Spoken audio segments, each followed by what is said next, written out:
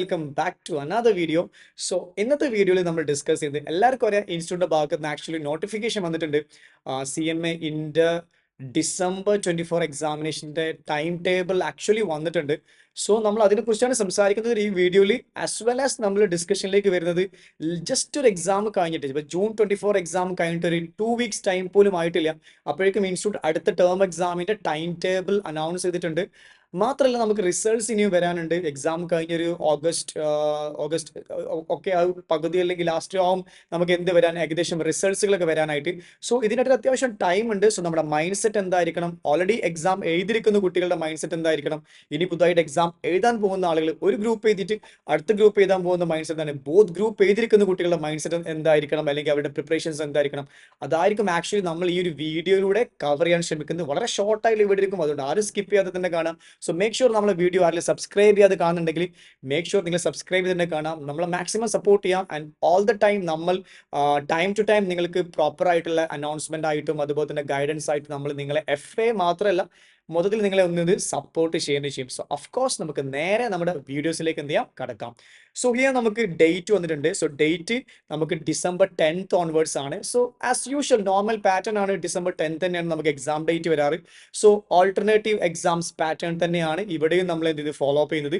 Here നമുക്ക് first exam 10th December Tuesday ആണ്. Tuesday നമുക്ക് ലോ എക്സാം ആണ് വരിക. പിന്നെ അടുത്ത ശേഷം ഗ്രൂപ്പ് 2 ഒരു എക്സാം, പിന്നെ വീണ്ടും ഗ്രൂപ്പ് 1 എക്സാം, പിന്നെ group 2 exam, group 1 exam, group 2, group 1, same model like last exam നമ്മൾ നടന്നില്ലേ, ജൂൺ എക്സാം ടേം എക്സാം നടന്നില്ലേ, അതേപോലെ തന്നെയാണ് നമുക്ക് എന്ത് ചെയ്യുക വരുന്ന എക്സാം വരുന്നത്. എക്സാമിനേഷൻ ഫീ ഇന്റർമീഡിയറ്റ് എക്സാമിനേഷൻ പെർ ഗ്രൂപ്പ് ആണെങ്കിൽ 1500 rupees. അതെല്ലാം നമ്മൾ എന്ത് ചെയ്യേണ്ടത്, ബോത്ത് ഗ്രൂപ്പ് അറ്റംപ്റ്റ് ചെയ്യണമെങ്കിൽ 2800 rupees ആണ് പേ ചെയ്യേണ്ടത്. നമുക്ക് ലാസ്റ്റ് ഡേറ്റ് എക്സാം നമുക്ക് ചെയ്യാനുള്ള അല്ലെങ്കിൽ ഇതിന്റെ രജിസ്ട്രേഷൻ ചെയ്യാനുള്ള ലാസ്റ്റ് ഡേറ്റ് വന്നിട്ട് ഇവിടെ 10th October 2024 വരെ ടൈം ഉണ്ട്. സോ ജസ്റ്റ് നമ്മൾ ജൂലൈയിലേക്ക് എൻ്റർ ചെയ്തിട്ടേ ഉള്ളൂ. So we have July, we have August and also പറയും ഒക്ടോബർ, ഒരു 10 സെപ്റ്റംബർ, ഓൾസോ ഒരു ഒക്ടോബർ 10th വരെ നമുക്ക് എന്തുണ്ട്, ടൈം ഉണ്ട് നമുക്ക് ഇത് ചെയ്യാനായിട്ട്. സോ ബിഫോർ ദാറ്റ് നമുക്ക് ഇതിന്റെ ഇൻ ബിറ്റ്വീൻ നമുക്ക് എന്ത് വരാനുണ്ട്, ഓഗസ്റ്റിൽ റിസൾട്ട്സ് വരാനുണ്ട്. ഫൈൻ.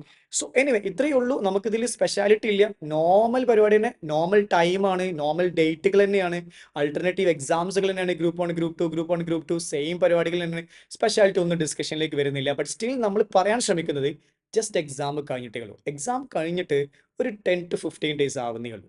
നമുക്ക് എന്ത് ചെയ്യുന്നുണ്ട്, ഇങ്ങനെ ഒരു റിസൾട്ട് അല്ലെങ്കിൽ ഒരു എക്സാമിൻ്റെ ടൈം ടേബിളിനെ കുറിച്ച് ഇൻസ്റ്റിറ്റ്യൂട്ട് നമുക്ക് അനൗൺസ് ചെയ്യുമ്പോൾ നമ്മൾ ഇതിനെ എങ്ങനെയാണ് അപ്രോച്ച് ചെയ്യേണ്ടതാണ്. അപ്പോൾ ഫസ്റ്റത്തെ കാര്യം നമ്മൾ ഫസ്റ്റ് സംസാരിക്കാൻ പോകുന്നത് group 1 as well as group 2 both group exam ചെയ്തിട്ടുള്ള കുട്ടികൾ, ബോത്ത് ഗ്രൂപ്പ് എക്സാം എഴുതിയിട്ടുള്ള കുട്ടികളെ സംബന്ധിച്ചിടത്തോളം, ബോത്ത് ഗ്രൂപ്പ് എക്സാം എഴുതിയിട്ടുണ്ടെങ്കിൽ നമ്മൾ റിസൾട്ട്സിലേക്ക് നോക്കുന്ന സമയത്ത് നിങ്ങൾ എക്സാം എഴുതിയിട്ടുണ്ട്, നിങ്ങൾ ക്വസ്റ്റ്യൻ പേപ്പർ നിങ്ങളുടെ കയ്യിലുണ്ട്, എക്സാം നിങ്ങൾ എഴുതിയതാണ്.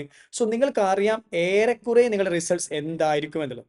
ഏറെക്കുറെ ഐ മീൻ ലൈക്ക് നിങ്ങളുടെ എന്താ പറയുക പാസ് പെർസെൻറ്റേജ്. സോ ഒരു 60% ചാൻസ് ഉണ്ടോ, 75% ചാൻസ് ഉണ്ടോ, 80% ചാൻസ് ഉണ്ടോ, 90% ചാൻസ് ഉണ്ടോ, 100% ചാൻസ് ഉണ്ടോ, 20% ചാൻസ് ആണോ, പാസ്സാവില്ല, എല്ലാത്തിനെ കുറിച്ച് നിങ്ങൾക്ക് നല്ല ധാരണ ഉണ്ടാകും. ഇഫ് ഞാൻ പറഞ്ഞു വരുന്നത് നിങ്ങൾ രണ്ട് ഗ്രൂപ്പും ആക്ച്വലി എക്സാം എഴുതിയിട്ട് റിസൾട്ടിന് വേണ്ടി വെയിറ്റ് ചെയ്യുന്ന കുട്ടികളാണ്. നിങ്ങളുടെ പ്രൊബബിലിറ്റി ടു വിൻ അത് നിങ്ങൾക്ക് തന്നെ ഡിസൈഡ് ചെയ്യാൻ പറ്റും. If your probability to win it's more than 75%, it's more than 70-75%, or more than 65-100% ആണ് എന്നുണ്ടെങ്കിൽ എൻ്റെ ഒരു പേഴ്സണൽ സജഷൻ, എക്സാം വരുന്നത് വരെ ബി കൂൾ. നിങ്ങൾ അത്രയും എഫേർട്ട് പുട്ട് ചെയ്തല്ലേ, രണ്ട് ഗ്രൂപ്പിന് വേണ്ടി അത്രയും എഫേർട്ട് പുട്ട് ചെയ്തല്ലേ, ബി കൂൾ. നിങ്ങൾ നല്ല കൂളായിട്ട് നിങ്ങൾ ചെയ്യുന്ന വർക്കുകളൊക്കെ ചെയ്തു. ഇനിയിപ്പോൾ ആർട്ടിക്കൽഷിപ്പിന് അപ്പോയിൻമെന്റ് കൊടുത്തിട്ടുണ്ടെങ്കിൽ ആർട്ടിക്കൽഷിപ്പിന് വേണ്ടി പോവുക, അല്ലെങ്കിൽ നിങ്ങൾ എന്താണോ കൂളായിട്ട് ചില്ലായിട്ട് ചെയ്യുന്നത് അത് തന്നെ ചെയ്യും. പ്രത്യേകിച്ച് ഒന്നും ചെയ്യേണ്ട വിഷയം ഞാൻ പറഞ്ഞാൽ നിങ്ങൾ സ്റ്റഡീസിൽ ഫോക്കസ് ചെയ്യാനൊന്നും പ്രത്യേകിച്ച് ഞാൻ പറഞ്ഞില്ല. നിങ്ങൾ അത്രയും എഫേർട്ട് കൊടുത്തിട്ടുണ്ടാകും. I know that last 3 months അത്രയും എഫേർട്ട് പൊട്ടിയിട്ടുണ്ടെങ്കിൽ അഫ്കോഴ്സ് റിസൾട്ട് വരുന്നവരെ നിങ്ങൾ കളിച്ച് ചിരിച്ചിട്ട് തന്നെ നടക്കും, എൻജോയ് ചെയ്യും, അങ്ങനെ തന്നെ പറയുന്നത്. പക്ഷെ അതേസമയം നിങ്ങളുടെ പാസ് റേറ്റ് അല്ലെങ്കിൽ നിങ്ങളുടെ ഒരു പ്രോബബിലിറ്റി ഓഫ് ടു വിൻ എന്നുള്ളത് ഒരു 50% താഴെയാണെങ്കിൽ അല്ലെങ്കിൽ ഒരു 40% ടു ഒരു 60% റേഞ്ചിലാണെന്നുണ്ടെങ്കിൽ ഒരു മിഡിൽ അങ്ങോട്ടും ഇങ്ങോട്ടും ഒരു സിങ്കാവുന്ന ആ ഒരു റേഞ്ചിലാണ് നിങ്ങളുടെ പാസ് റേറ്റ് നിങ്ങൾ ഫിക്സ് ചെയ്യുന്നത് പ്രോബബിലിറ്റി എന്നുണ്ടെങ്കിൽ എൻ്റെ ഒരു പേഴ്സണൽ സജഷൻ, നിങ്ങൾ രണ്ട് ഗ്രൂപ്പും പ്രിപ്പയർ ചെയ്യുന്ന കുട്ടികളാണെന്നുണ്ടെങ്കിൽ നിങ്ങൾ പഠിക്കണം എന്ന് ഞാൻ പറയുന്നില്ല, പക്ഷേ നിങ്ങളുടെ കയ്യിൽ നിങ്ങളുടെ ഓൺ നോട്ട്സ് ഉണ്ടാവും. അതായത് നിങ്ങളുടെ ക്വിക്ക് റിവിഷൻ നോട്ട്സ്, നിങ്ങളുടേതായിട്ടുള്ള എന്താ പറയുക, ചെറിയ ഫ്ലോ ചാർട്ടുകൾ, നോട്ട്സുകൾ, ഓരോ ചെറിയ ചെറിയ കുഞ്ഞു കുഞ്ഞു നോട്ട്സുകളും കാര്യങ്ങളൊക്കെ നിങ്ങളുണ്ടാവും. എൻ്റെ പേഴ്സണൽ സജഷൻ, എക്സാംസ് വരെ പുതുതായിട്ട് പഠിക്കണം എന്ന് പറയുന്നില്ല, പക്ഷേ ടാക്സ് പോലത്തെ സബ്ജക്റ്റുകൾ, ലോ സബ്ജക്റ്റുകൾ, അതുപോലെ തന്നെ മറ്റ് തിയറി, ഓഡിറ്റിംഗ്, അങ്ങനത്തെ തിയറി പോർഷൻസ് ഒക്കെ അല്ലെങ്കിൽ അക്കൗണ്ട്സ് ഒക്കെ ജസ്റ്റ് ഒന്ന് റിവൈസ് ചെയ്യുക. നിങ്ങൾ ലാസ്റ്റ് ക്വിക്ക് റിവിഷൻ നടത്താറില്ല, എക്സാമിന് തൊട്ട് മുമ്പ് നടത്തുന്ന റിവിഷൻസ് ഇല്ലേ, ജസ്റ്റ് ഇതൊക്കെയാണ് പഠിക്കാറുള്ളത്, ഇതൊക്കെയാണ് അതിലെന്തൊക്കെയാണ് ചാപ്റ്റർ വൈസ് റിവിഷൻ, അത് ഇടയ്ക്കൊക്കെ ഒന്ന് നടക്കും. ഒരു വീക്കിൽ ഒരു ത്രൈസോ അല്ലെങ്കിൽ ഒരു 4 ടൈംസോ 5 ടൈംസ് ഒക്കെ നിങ്ങൾക്ക് എന്ത് ചെയ്യാം, പുതുതായിട്ട് ഇരുന്ന് പഠിക്കണം എന്നല്ല പറയുന്നത് സാർ, ആ ഒരു കണക്ഷൻ മിസ്സാവാതിരിക്കാൻ, ആ ഒരു സബ്ജക്ട് നോളജ് കൊണ്ടേ കളയാതിരിക്കാൻ വേണ്ടി. സോ റിസൾട്ട് വന്നിട്ട് നമുക്ക് ഫെയിലിയർ ആവുകയാണെങ്കിലും വീണ്ടും എടുത്ത് പഠിക്കുന്ന ഒരു സിറ്റുവേഷൻ വരാൻ പാടില്ല. സോ ഒരു സബ്ജക്ട് നോളജ് മെയിൻറ്റെയിൻ ചെയ്യാൻ, ഞാൻ പറഞ്ഞത് 40 to 50 to 60% ഇടയിലുള്ള കുട്ടികളാണ്. അവർക്ക് ഒരു പ്രോബബിലിറ്റി തോൽക്കും അല്ലെങ്കിൽ തോൽക്കാം അല്ലെങ്കിൽ അങ്ങോട്ടും ഇങ്ങോട്ടും എന്നുള്ള ഒരു ആളുകളാണെങ്കിൽ മാത്രമാണ് ഈ വർക്ക് ചെയ്യേണ്ട ആവശ്യമുള്ളൂ. മറ്റെല്ലാവരും ഞാൻ പറഞ്ഞത് നിങ്ങൾ എന്ത് ചെയ്യാം, ഹാപ്പിലി നിങ്ങൾ എൻജോയ് ചെയ്യൂ ഈ പീരീഡ്. ദെൻ റിസൾട്ട്സുകൾ വരട്ടെ, എന്നിട്ട് നമുക്ക് ഡിസൈഡ് ചെയ്യാം അടുത്തത് എന്താ ചെയ്യാന്നുള്ളത്. ആർട്ടിഫിഷ്യപ്പിനെ രജിസ്റ്റർ ചെയ്ത് പോകുന്ന ആളുകൾ ഓൾറെഡി നിങ്ങൾ അതിന് പോയി തുടങ്ങിക്കോളൂ, ഒരു പ്രോബ്ലം ഇല്ല.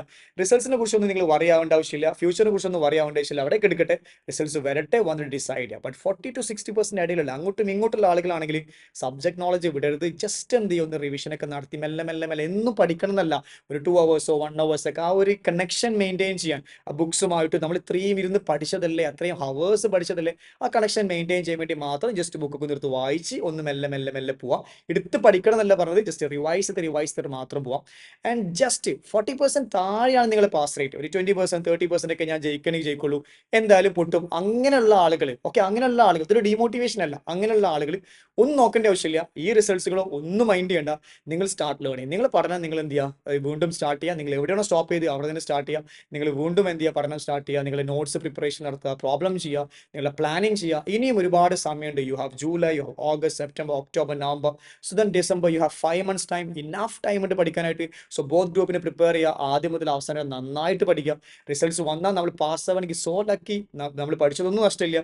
പാസ്സായിട്ടില്ലെങ്കിൽ നിങ്ങൾക്ക് ഒന്നും നഷ്ടമില്ല, നിങ്ങൾക്ക് അവിടെ നിന്ന് അങ്ങോട്ട് മുമ്പോട്ട് സഞ്ചരിക്കാൻ മാത്രമേ ഉണ്ടാവുള്ളൂ. സോ ഓഗസ്റ്റ് റിസൾട്ട് വന്നാൽ you have September, you have October and November, and you have 3 months ടൈമാണ് അവിടെ ടൈം ഉണ്ടാവുക. സോ ഓഫ് കോഴ്സ് ഞാൻ പറഞ്ഞു വരുന്നത്, നിങ്ങൾ നന്നായിട്ട് എന്ത് ചെയ്യണം, ഒന്ന് പ്ലാൻ ചെയ്യണം. ഇത് ഒരു ടീമിന്റെ കാര്യം.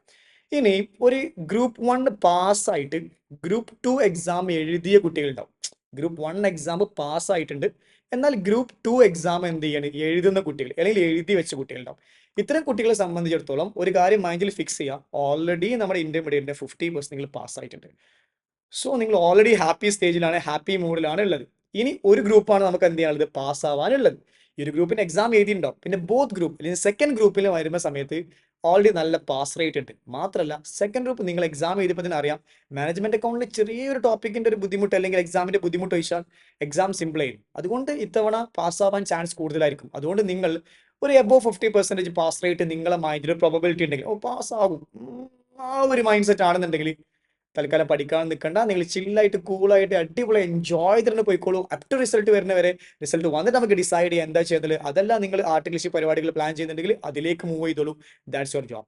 ബട്ട് 50% താഴെ ഒരു 40% 30% ഒക്കെ പാസ്സാവുള്ളൂ, കമ്പനി കോഴ്സ് കയ്യിൽ നിന്ന് പോയിക്കണമെന്നുണ്ടെങ്കിൽ നിങ്ങൾ ഒരു റിവിഷൻ മോഡ് നടന്നോളൂ. ഞാനൊരു ഗ്രൂപ്പ് അല്ലേ ഉള്ളൂ, ജസ്റ്റ് റിവിഷൻ മോഡ് നടക്കട്ടെ. ജസ്റ്റ് ചെറുതായിട്ടുള്ള പഠനമൊക്കെ എന്ത് ചെയ്യട്ടെ, മെല്ലെ ചെറുതായിട്ട് റിവിഷൻസ് ഒക്കെ നടക്കട്ടെ ടിൽ എക്സാമിനേഷൻ, ടിൽ റിസൾട്ട്സ് ഒന്ന് നമുക്ക് ഡിസൈഡ് ചെയ്യാം. നന്നായിട്ട് പഠിക്കണോ, പഠനം നിർത്തി ഫൈനലിൽ പോകണോ, ഇങ്ങനത്തെ കാര്യങ്ങൾ ഡിസൈഡ് ചെയ്യാം. നമുക്ക് പ്രാർത്ഥിക്കാം, നമുക്ക് നല്ലത് വരട്ടെ. നമ്മളെല്ലാവരും അതിനെ തന്നെ പ്രാർത്ഥിക്കുന്നത്, നല്ലത് വരട്ടെ, നമ്മുടെ മക്കളൊക്കെ പാസ്സാവട്ടെ. അതിന് നമ്മൾ ചിന്താഗതി. ഇപ്പൊ രണ്ട് ഗ്രൂപ്പും എക്സാം ചെയ്തതിനെ കുറിച്ച് പറഞ്ഞു. ഗ്രൂപ്പ് 1 എക്സാം പാസ്സായിട്ട് ഗ്രൂപ്പ് 2 മാത്രം അറ്റൻഡ് ചെയ്ത ആളുകളെ കുറിച്ച് നമ്മൾ പറഞ്ഞു. ഇനി നമ്മൾ ഗ്രൂപ്പ് 2 പാസ്സായിട്ട് ഗ്രൂപ്പ് 1 എഴുതുന്ന ആൾക്കാർക്കും ഇതേ സ്ട്രാറ്റജി തന്നെ പറയും മക്കളെ, അഡോപ്റ്റ് ചെയ്യാം. പോട്ടെ, ആദ്യമായിട്ട് എക്സാം എഴുതിയ അല്ലെങ്കിൽ ഒരു ഗ്രൂപ്പ് മാത്രം എക്സാം എഴുതിയ കുട്ടികൾ, ഒരു ഗ്രൂപ്പ് മാത്രം എക്സാം എഴുതിയ കുട്ടികളാണെന്നുണ്ടെങ്കിൽ നിങ്ങൾക്ക് പിന്നെ വരയൊന്നുമില്ല. ഒരു ഗ്രൂപ്പ് എക്സാം എഴുതി പാസ് ആവണി പാസ്സും, തോക്ക് ഒന്നും മൈൻഡ് ചെയ്യണ്ട. ഗ്രൂപ്പ് 2 പഠിക്കാണ്ടല്ലോ, പഠിച്ചു തുടങ്ങിക്കോളി. നിങ്ങൾ ക്ലാസ്സിന് പോയി പഠിക്കുകയാണെങ്കിൽ ഗ്രൂപ്പ് 2ന്റെ പഠനം നന്നായിട്ട് ചെയ്യാം. നന്നായിട്ട് തന്നെ മാക്സിമം എടുക്കുന്നത് ഇപ്പൊ തന്നെ പഠിച്ചു പോവാം. ഇപ്പൊ തന്നെ പഠിച്ചു പോകാന്ന് പറയാനുള്ള കാരണം, റിസൾട്ട്സ് വന്നാൽ ഇഫ് നിങ്ങൾ പാസ്സായാൽ പിന്നെ അവിടെ നിന്ന് അങ്ങോട്ട് പഠിച്ചു പോയാൽ ഗ്രൂപ്പ് 2 ഈസി ചെയ്ത് എക്സാം ചെയ്ത് പാസ്സാവാം. അതല്ല നിങ്ങൾ പാസ്സായിട്ടില്ലെങ്കിൽ നോ വറി, ബിക്കോസ് നമ്മൾ ഓൾറെഡി ഗ്രൂപ്പ് 2 ഇത്രയും പഠിച്ചിട്ടുണ്ട്. ഇനി ഗ്രൂപ്പ് 1 റിവിഷൻ എടുത്തിട്ട് നേരെ പോയാൽ മതി. സോ ഗ്രൂപ്പ് 1 ഒന്നും പഠിക്കാൻ നിൽക്കണ്ട, നിങ്ങൾ ഗ്രൂപ്പ് 2 നല്ല രൂപത്തിൽ ഫോക്കസ് ചെയ്യാം. ഓക്കെ, അതല്ല നമ്മൾ ഗ്രൂപ്പ് 2 ഓൾറെഡി ഫസ്റ്റ് നമ്മൾ ഗ്രൂപ്പ് 2 ക്കാണ് എൻ്റർ ചെയ്തത്. ഗ്രൂപ്പ് 2 എക്സാം ഒക്കെ എഴുതി നമ്മൾ റിസൾട്ട് വെയിറ്റ് ആണ്. പക്ഷേ ഗ്രൂപ്പ് 1 ക്ലാസ് റണ്ണിംഗ് ആണ്. അങ്ങനെയാണെങ്കിൽ നോ വറി നത്തിങ്, നേരത്തെ പറഞ്ഞ അതേപോലെ തന്നെ നിങ്ങൾ ഗ്രൂപ്പ് 1 നന്നായിട്ട് പഠിക്കുക. നിങ്ങൾ ഇപ്പോൾ ക്ലാസ് റണ്ണിംഗ് എന്താണോ അത് നന്നായിട്ട് പഠിക്കുക. റിസൾട്ട് വരട്ടെ, that time you can decide. If നിങ്ങൾ പാസ് ആവുകയാണെങ്കിൽ പഠിച്ചതിന്റെ മുമ്പോട്ട് അങ്ങോട്ട് പഠിച്ചു പോയാൽ മതി. ഇഫ് നിങ്ങൾ ഫെയിലിയർ ആവുകയാണെങ്കിൽ പഠിച്ചത് അവിടെ ഉണ്ട്. ഗ്രൂപ്പ് ഗ്രൂപ്പ് 1 നമുക്ക് എന്ത് ചെയ്യാം, റിവൈസ് ചെയ്യാം. ഓർ ലൈക്ക് നമുക്ക് ബാക്കിയിൽ പഠിച്ച് അങ്ങോട്ട് പോകാൻ പറ്റും. സോ നിങ്ങൾക്ക് എന്താണെങ്കിലും ഞാൻ പറഞ്ഞു വരുന്നത് ഒരു പ്രോപ്പർ പ്ലാൻ ഉണ്ടായിരിക്കുക. സോ ഇതിന്റെ അൾട്ടിമേറ്റ് ടാർഗറ്റ് ഒറ്റ കാര്യം മാത്രമേ ഉള്ളൂ, ബി പ്ലാൻഡ്. നിങ്ങൾ പ്രോപ്പറായിട്ട് പ്ലാൻഡ് ആയിരിക്കുക. ഈ കാര്യങ്ങളിലൊക്കെ പ്ലാൻഡ് ആയിരിക്കുക. കാരണം എക്സാം റിസൾട്ട് വന്ന് അവിടുന്ന് സ്റ്റഡീസ് സ്റ്റാർട്ട് ചെയ്യുമ്പോൾ പിന്നെയും നിങ്ങൾ പഴയ സീറോ തന്നെ വരും. അതായത് ഇനിയും ഒരുപാട് സമയം, ഇനിയും കുറച്ച് സമയം പഠിക്കാനുള്ളൂ. ഒരു 3 months ടൈമേ ഉള്ളൂ. ഗ്രോത്ത് ബോത്ത് എന്ത് ചെയ്യണോ, പ്രിപ്പയർ ചെയ്യണോ, ഫസ്റ്റ് ഗ്രൂപ്പ് ആണോ സെക്കൻഡ് ഗ്രൂപ്പ് ആണോ, ആ ഒരു പ്രോബ്ലം വേണ്ട. സോ ദാറ്റ് നിങ്ങൾ നല്ലൊരു ഡിസിഷൻ എന്ത് ചെയ്യുക, സെറ്റ് ചെയ്യുക. ഓൾറെഡി എക്സാം ഡേറ്റും കാര്യങ്ങളൊക്കെ വന്നിട്ടുണ്ട്. എവറിഥിങ് നമ്മുടെ ഫ്രണ്ടിലുണ്ട്. സോ ദാറ്റ് നിങ്ങൾ എവിടെയാണ് ഉള്ളത് നിങ്ങൾ ഡിസൈഡ് ചെയ്യുക. ഞാൻ ബോത്ത് ഗ്രൂപ്പ് എക്സാം എഴുതിയാണ് നിൽക്കുന്നത്, ഞാൻ ഗ്രൂപ്പ് 1 എഴുതി ഗ്രൂപ്പ് 2 എന്താണ് ലൈക്ക് ക്ലാസ്സിന് പോയി കൊടുക്കണോ, ഗ്രൂപ്പ് 2 എഴുതി ഗ്രൂപ്പ് 1 ക്ലാസ്സിന് പോയി കൊടുക്കണോ, അതോ 2 ക്ലാസ്സും കിട്ടിയിട്ടുണ്ട് ഒരു ഗ്രൂപ്പ് എക്സാം മാത്രമേ എഴുതിയുള്ളൂ, അങ്ങനെയാണോ? സോ നിങ്ങൾ നന്നായിട്ട് പ്ലാൻ ചെയ്യുക. പ്ലാൻ ചെയ്തിട്ട് മാത്രം കാര്യങ്ങൾ ഡീൽ ചെയ്യുക. സോ ഈ ഒരു ഓവറോൾ വീഡിയോന്റെ like essence of the topic എന്താണെന്ന് വെച്ച് കഴിഞ്ഞാൽ ബി പ്ലാൻഡ്. നിങ്ങൾ പ്രോപ്പറായിട്ട് പ്ലാൻ ചെയ്യുക. നിങ്ങളുടെ ടൈം, നിങ്ങൾക്ക് വരാൻ പോകുന്ന റിസൾട്ട്സുകൾ, അതിനെക്കുറിച്ച് തിങ്ക് ചെയ്യുക. നമ്മളുടെ സ്റ്റേറ്റ് ഓഫ് മൈൻഡ് എന്താണെന്ന് തിങ്ക് ചെയ്യുക. അതിനുവേണ്ടി നിങ്ങൾ ചെറുതായിട്ടൊന്ന് പ്ലാൻ ചെയ്ത് വർക്ക് ചെയ്യാൻ സ്റ്റാർട്ട് ചെയ്യുക. സോ നിങ്ങൾ ഡിസ്കണക്ട് ആവാൻ പാടില്ല എന്നാണ് ഞാൻ പറഞ്ഞു വരുന്നത്. കാരണം ടോട്ടലി ഡിസ്കണക്റ്റഡ് ആയി കഴിഞ്ഞാൽ വീണ്ടും എക്സാം റിസൾട്ട്സ് വന്ന് വീണ്ടും ബുക്ക് എടുത്ത് പഠിക്കുക എന്നാണ്, അത് കുറച്ചൊരു ബുദ്ധിമുട്ടുള്ള കാര്യമാണ്. സോ ദാറ്റ് നിങ്ങൾ പ്രോപ്പറായിട്ട് പ്ലാൻഡ് ആവുക.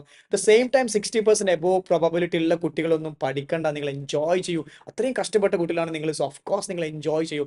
ലെറ്റ് ദം റിസൾട്ട് വരട്ടെ, എന്നിട്ട് നമുക്ക് അന്വേഷിക്കാം, നോക്കാം റിസൾട്ട്സ് എങ്ങനെയാണ് നമ്മൾ അഫക്ട് ചെയ്യുന്നുള്ളത്. അടിപൊളി ആവട്ടെ, പാസ് ആവട്ടെ, നമുക്ക് പ്രാർത്ഥിക്കാം, എല്ലാം ചെയ്യാം. സോ നിങ്ങൾക്ക് നല്ലൊരു എന്താ പറയുക, ബെസ്റ്റ് ഓഫ് ലക്ക് തന്നെ വരട്ടെ എന്ന് തന്നെ പ്രാർത്ഥിക്കുന്നു. സോ നമുക്ക് അടുത്തൊരു വീഡിയോയിൽ അടുത്തൊരു ക്ലാസ്സിൽ അടുത്തൊരു വീഡിയോസുമായിട്ട് കാണാം. അതുവരെയൊക്കെ എല്ലാവർക്കും ബൈ.